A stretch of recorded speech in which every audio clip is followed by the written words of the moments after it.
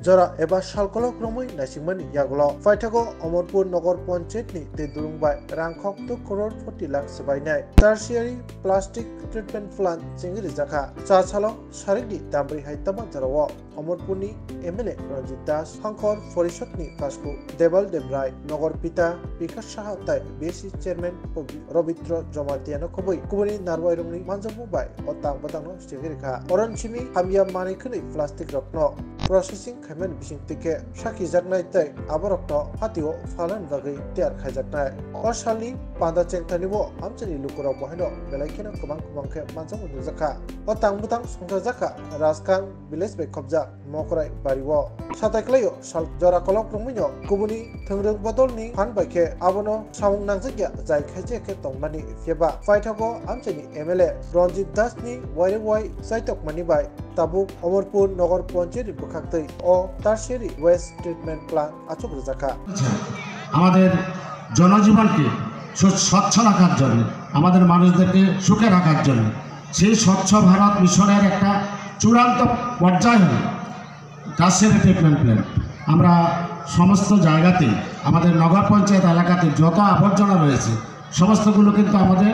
Door to ডোর যারা মায়েরা রয়েছেন এসএসজি গ্রুপের মায়েরা কালেকশন করছেন বাড়ি থেকে।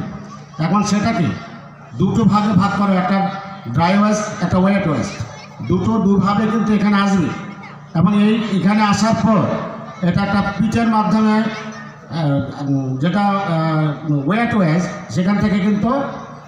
আমাদের সার তৈরি হবে। সেই সারটা কিছু কোথায় যাবে সেই সারটা কিন্তু কৃষিক্ষেত্রে চলে যাবে। আর যেগুলো বর্জ্য রয়েছে সেই সমস্ত শুকনো বর্জ্য যেগুলো রয়েছে সেগুলো থেকে কিন্তু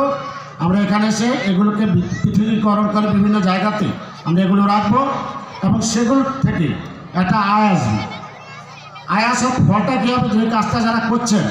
তারা কিন্তু সেখানে একটা রোজগার পাচ্ছেন। আমাদের নগর পঞ্চায়েত আমরা দেখেছি, কারণ সেখানে নগর পঞ্চায়েত থেকে আমরা যদি আমরা এসএসজি গ্রুপদেরকে এখানে নিয়ে আসি তাহলে কিন্তু একটা ব্যয়সাপেক্ষ ব্যাপার ও সময় সাপেক্ষ ব্যাপার, সেটা হবে না। আমরা আমাদের মাননীয় এমএলএ আমাদের রঞ্জিত দাস মহোদয় রয়েছেন, আমাদের ওনাদের সাথে আমাদের ব্যক্তিগত আলোচনার মাধ্যমে আমরা একটা জায়গা স্থির করেছি। এই পঞ্চায়েতে যারা মায়েরা রয়েছেন, যে এসএসজি গ্রুপের মহিলারা রয়েছেন, এই মায়েদেরকে 6 জনকে আমরা এখানে নিযুক্তি দিয়েছি। শুধু তাই নয়, এখানে যিনি এখানে গেট কিপার রয়েছেন সেও কিন্তু আমাদের একটা রাঙামাটি অঞ্চলের লোক, অর্থাৎ গ্রাম পঞ্চায়েতের লোককে কিন্তু আমরা দিয়েছি। আমরা অদূর ভবিষ্যতে এই প্ল্যানটাকে আরও বড় করে তোলা হবে, যাতে আমাদের সার যখন তৈরি হবে, আমাদের প্রোডাকশন যখন আসবে, যখন একটা রোজগার বাড়বে, তখন কিন্তু আমরা কিন্তু আরও ব্যাপক সংখ্যক বেকার মায়েদের, বেকার যুবকদেরকে আমরা এখানে কিন্তু কাজ দিতে পারব। ধরনের বর্জ্য পদার্থ থাকে, যেটা বলছিলেন সবাই যার বক্তব্যে, কিছু